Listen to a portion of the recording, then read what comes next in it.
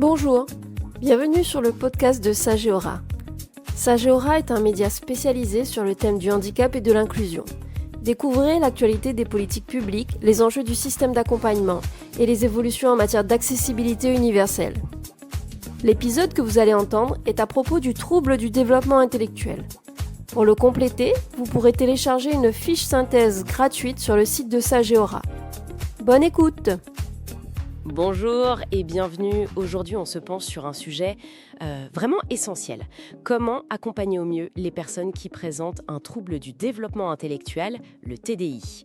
C'est un trouble neurodéveloppemental qui touche pas mal de monde et bien comprendre comment faire, c'est fondamental. Oui, tout à fait. Alors pour ça, on s'est basé sur des recommandations très complètes de la Haute Autorité de Santé, des stratégies nationales aussi, et puis des points importants sur la terminologie, les bons mots à utiliser. Notre idée, c'est un peu d'extraire la substantifique moelle, pour un accompagnement qui soit respectueux et vraiment efficace. Les idées reçues, parfois un peu datées, qui se focalisent sur les difficultés, Pour aller vers quoi? vers le potentiel de chaque personne. Et on va s'appuyer pour ça sur des approches qui sont validées et centrées sur les droits, les aspirations de la personne. D'accord. Alors, première chose, peut-être redisons-le. Le TDI, ce n'est pas une maladie. C'est une condition neurodéveloppementale. Ça touche le raisonnement, l'abstraction, les capacités d'adaptation au quotidien. Et les sources insistent beaucoup là-dessus. Il faut parler de personnes présentant un TDI. C'est important pour pas réduire la personne juste à son trouble. Oui, c'est la personne d'abord. Et cette approche centrée sur la personne, justement, ça implique quoi? Une vision globale, c'est ça? Un accompagnement qui évolue? C'est ça, global, personnalisé et qui s'adapte tout au long de la vie.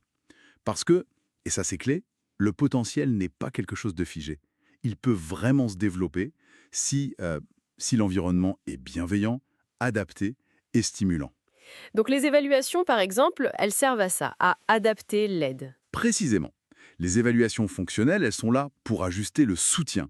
Pas pour mettre une étiquette ou pour limiter, mais bien pour comprendre les besoins réels, les attentes et adapter l'accompagnement. D'où l'intérêt de les refaire régulièrement, et avec tout le monde, les pros, la famille. D'accord, alors un concept qui revient tout le temps dans les recommandations, c'est l'autodétermination. On peut peut-être s'arrêter un peu là-dessus. Qu'est-ce que ça veut dire concrètement? L'autodétermination, c'est le droit fondamental pour chaque personne de choisir pour sa propre vie, de prendre des décisions qui la concernent, même si, évidemment, ça peut nécessiter un soutien adapté pour y parvenir. Hmm.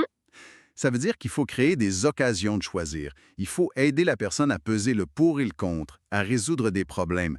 C'est directement lié à une meilleure qualité de vie, en fait. Oui, j'ai lu aussi qu'on parlait de la dignité du risque. C'est un peu lié, non? L'idée de laisser faire des expériences. Tout à fait. C'est permettre à la personne de tenter des choses, même s'il y a un risque d'erreur ou d'échec. Parce que c'est comme ça qu'on apprend, tous. Il y a cet exemple dans les documents du jeune homme qui voulait essayer de passer son permis. Ah oui. Plutôt que de dire non impossible, l'accompagnement a consisté à l'aider à évaluer les étapes, à essayer sur simulateur, et finalement, il a pris conscience lui-même de ses limites actuelles pour la conduite, mais de manière constructive. C'est intéressant. Trouver le bon équilibre alors entre soutenir et surprotéger. C'est exactement ça. Favoriser le faire avec plutôt que le faire à la place d'eux. L'autodétermination, ça se travaille, ça se cultive au quotidien, avec des occasions répétées et un soutien qui est juste, bien dosé. D'accord. Et la communication dans tout ça, c'est un autre pilier, j'imagine. Essentiel. Et là, il faut vraiment reconnaître la diversité des moyens de communiquer. Tout le monde ne communique pas par la parole. Ça peut être les gestes, les signes, les pictogrammes, les outils numériques, ce qu'on appelle la communication alternative et augmentée, la CAA. Oui, la CA. Le point crucial, c'est que les outils choisis soient adaptés aux capacités de la personne.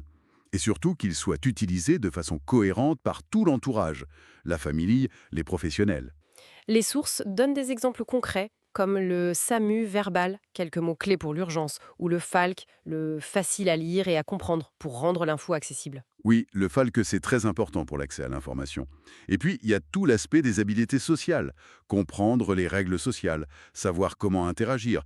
C'est indispensable pour l'inclusion. Et ça aussi, ça s'apprend. Bien sûr, ça s'apprend, ça se travaille. Par des mises en situation, des jeux de rôle, ce qu'on appelle des scénarios sociaux pour décoder un peu les situations, en expliquant explicitement les codes, les attentes. Et c'est mieux de le faire dans des contextes variés, pas seulement en individuel dans un bureau. C'est logique. Et pour les apprentissages plus généraux au quotidien, comment on fait pour que ça marche bien? Alors, les recommandations insistent sur plusieurs choses. D'abord, partir de ce qui intéresse la personne, de ses motivations. Le jeu, c'est un super levier. La répétition aussi, mais pas une répétition mécanique. Mhm. Et surtout, la structuration. C'est vraiment un mot-clé. Il faut décomposer les tâches complexes en petites étapes, très claires, très séquencées. Un peu comme une recette de cuisine. C'est un peu ça, oui.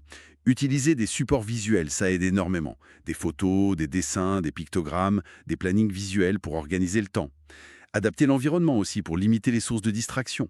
Structurer l'espace avec des endroits dédiés pour chaque activité. Le but, c'est de rendre l'apprentissage fonctionnel, utile pour la vie de tous les jours. L'exemple du petit déjeuner, là, préparer son bol de céréales étape par étape, avec des photos, c'est très parlant. Ça rend la tâche concrète. Exactement. La décomposition et la visualisation, ça change beaucoup de choses. Et puis, dernier point peut-être, mais pas des moindres, tout ça, ça ne marche que si tout le monde travaille ensemble. La collaboration. Oui, la collaboration est fondamentale. Entre la personne elle-même, bien sûr, sa famille dont on reconnaît l'expertise du quotidien, et puis tous les professionnels impliqués, et les partenaires extérieurs. L'école, l'entreprise si la personne travaille, les loisirs. La coordination entre tous ces acteurs, c'est la clé de voûte. Et il ne faut pas oublier de soutenir les familles, les aidants, j'imagine. Ça doit être éprouvant parfois. Absolument, c'est un point très important des recommandations. Reconnaître les besoins des aidants, les informer sur les ressources, les solutions de répit, comme l'accueil temporaire, les groupes de parole. C'est crucial pour prévenir l'épuisement. D'accord, donc une bonne coordination, un partage d'infos fluide, tout en respectant la confidentialité, évidemment, et puis des professionnels bien formés. Voilà. C'est ça qui permet d'assurer une cohérence dans le parcours de la personne et une qualité d'accompagnement sur le long terme. Bon, si on essaye de résumer un peu ce qui ressort de tout ça, c'est vraiment une vision dynamique et très respectueuse de la personne, non? Tout à fait. On met l'accent sur les capacités, sur le potentiel, sur le pouvoir d'agir de la personne, l'autodétermination, sur une communication qui s'adapte vraiment, et sur la force du travail en réseau, de la collaboration. Oui. L'objectif final, c'est bien de construire des environnements à la maison, à l'école, au travail, dans la cité, qui permettent à chaque personne, quelles que soient ses difficultés, de développer son plein potentiel et de participer pleinement à la vie sociale, selon ses propres choix.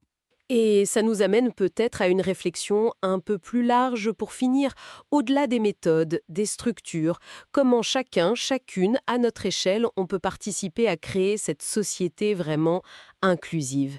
Une société qui voit d'abord la personne avant de voir le trouble, qui cherche activement à ouvrir des portes plutôt qu'en fermer.